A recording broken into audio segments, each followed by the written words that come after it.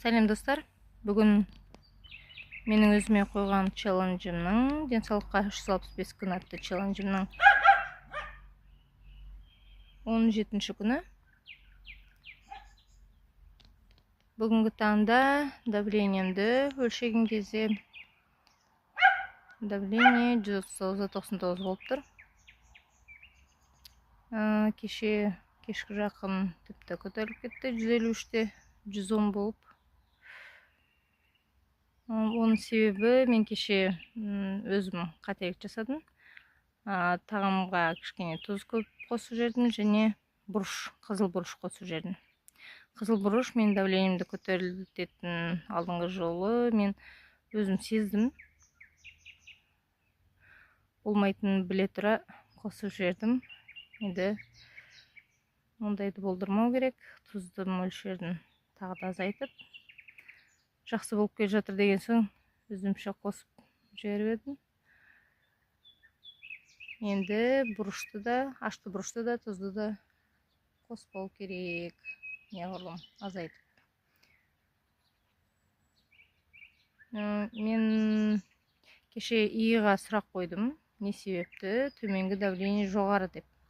Иыдың жауабы бойынша бірінші себебі ол бүйректің дұрыс жұмыс жасамауынан. Маған дәрігерлердің қойған диагнозы сол пиелонефриттің себебінен дейді. Тұздың мөлшері көп бүйректе, тұз жиналып қалған. Және екінші хронический недосып дейді, ұйқының дұрыс болмауы. Үшінші болу себебі щитовидканың дұрыс жұмыс жасамауынан. Бүгіннен бастап тұздың мөлшерін тағы да азайтамын. Бұрышты мүлде қоспаймын, Аллах берсе. Ұйқыны реттеймін, яғни кешкі 7-тен бастап ұйқыға дайындалып, сағат 8-де ұйықтап жататындай әдетке айландыру керек.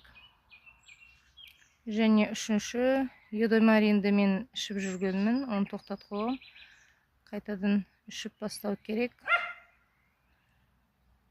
Сол 3 пункт бойынша реттесем, ары қарата тағы да видеоларда айтамын, қандай өзгерістер болып жатқанын.